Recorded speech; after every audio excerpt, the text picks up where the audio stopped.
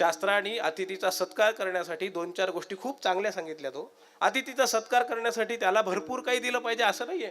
अतिथीचा सत्कार करण्यासाठी काय द्यावं? तृणानी भूमी उदकम वाक् चतुर्थीच सुनृता. 4 गोष्टी जरी दिल्या तरी तो अतिथी संतुष्ट होत असतो. या 4तली एक जरी गोष्ट दिली तरी अतिथी संतुष्ट होतो. तृणानी, अतिथी घरी आला, आपल्याला द्यायला काही नाही आहे, आणि अशा अवस्थेमध्ये त्याला फक्त एवढंच म्हणावं की बाबा माझ्याकडे तुला काही देण्यासाठी नाहीये, फक्त एक आसन आहे, तेवढं आसनावर बस. अतिथीचा सत्कार होतो. बर, काही लोक म्हणतात महाराज आमच्याकडे आसन नाहीये, बिछाईत नाही, काही नाही. मग काय करावं? निदान त्याला जमीन तरी दाखवावी की इथं बस, जमीन दाखवावी. काही लोक म्हणतात की आमचं घरच नाही महाराज, घरच नाही. मग अशा लोकांना काय करावं?